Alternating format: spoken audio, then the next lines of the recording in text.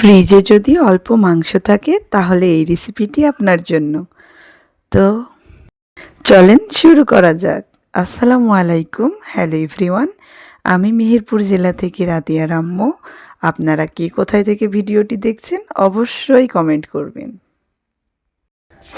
তো আমি মাংসগুলোকে সুন্দর করে পরিষ্কার করে একটি পাত্রে রেখে দিয়েছি। এদিকে আমি একটু পানি গরম করে নিব।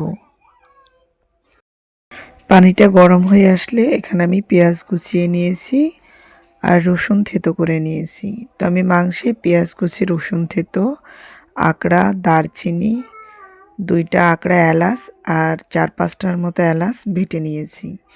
তো এখানে ধনিয়া, জিরা নিয়েছি, ভালোভাবে পেস্ট করে নিব।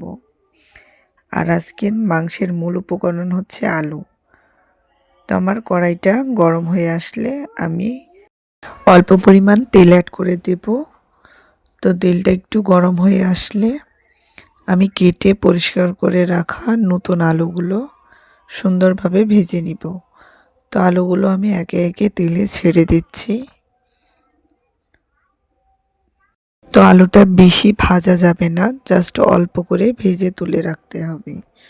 তো আলুতে আমি সামান্য পরিমাণ লবণ আর হলুদ অ্যাড করছি কালারটা আসার জন্য।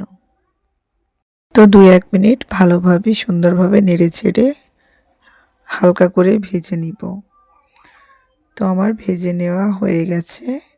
এখন আমি পাটাতে কিছুটা জয়িত্রী নিয়ে জয়িত্রীটা বেটে নিব। আর এদিকে ধনিয়া আর জিরাটা বাটা হয়ে গেছে, ওটা আমি মাংসে দিয়ে দিলাম। তো জয়িত্রীও দিয়ে দিয়েছি। এখানে কিছু আদা বেটে নিয়েছি, আদাটাও অ্যাড করে দিলাম। পরিমাণ মতো হলুদ গুঁড়ো দিয়ে নিব। তো এখানে আমি কাঁচামরিচ অ্যাড করব। কাঁচামরিচটা অ্যাড করলে মাংসের ফ্লেভারটা অনেক সুন্দর আসে। তো যাই হোক, আমি এখানে শুকনো মরিচও অ্যাড করব। তো শুকনো মরিচও দিয়েছি আর 6-7টার মতো কাঁচামরিচ দিয়েছি। তো পরিমাণ মতো লবণ দিয়ে মাংসটা ম্যারিনেট করে রেখে দিব। এরপর কড়াইটা একটু গরম করে নিব। গরম হয়ে আসলে পরিমাণ মতো তেল দিয়ে ম্যারিনেট করা মাংসটা ঢেলে দিব। তো আমি মাংসটাকে নেড়ে চেড়ে সুন্দরভাবে কষিয়ে নিব। তো মাংস থেকে অনেক পরিমাণ পানি বের হচ্ছে, যেহেতু এটা ফ্রিজের মাংস ছিল। তো ফ্রিজের মাংস হলে চেষ্টা করবেন 1-1.5 ঘন্টা আগে মাংসটা বের করে রাখার। তো তারপর আমি অনেক টাইম ধরে বের করে পরিষ্কার করে ধুয়ে রাখছিলাম।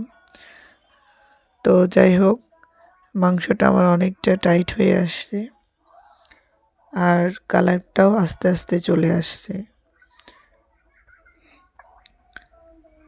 তো আমি মাংসে অল্প পরিমাণে একটু পানি অ্যাড করে আবার একটু কষিয়ে নিচ্ছি। তো দেখতেই পাচ্ছেন মাংসের কালারটা কত সুন্দর আস্তে আস্তে চলে আসছে।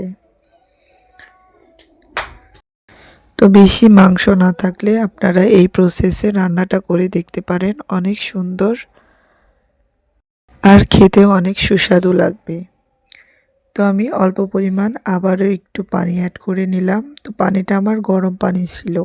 তো আপনারা চেষ্টা করবেন প্রত্যেকটা মাংসের জন্য গরম পানি অ্যাড করার। তো গরম পানি দিলে কি মাংসের স্বাদটা দ্বিগুণ বেড়ে যায়।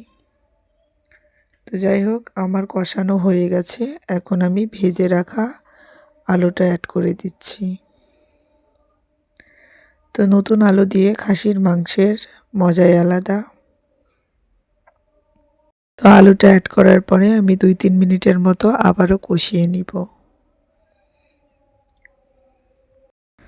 তো কষিয়ে নেওয়া হয়ে গেলে এখন আমি এখানে ঝোলের জন্য পানি দিয়ে দিব। তো মাংসটা যেহেতু আমি প্রেসার কুকারে দিয়ে সিটি দিয়ে নিব। তো যাই হোক, আমি লবণ ঝালের পরিমাণটা দেখে তারপরে আমি মাংসটা প্রেসার কুকারে দিয়ে কয়েকটা সিটি দিয়ে নিব। কয়েকটা বলতে 5টার মতো সিটি দিয়ে নিব। তো 5টা সিটি দেওয়ার পরের অবস্থা, মাংসটা কি সুন্দর দেখেন রান্না হয়ে গেছে। উপরে অনেকটা তেল ভেসে আসছে। তো এভাবে আপনারা ট্রাই করতে পারেন। আল্লাহ হাফেজ।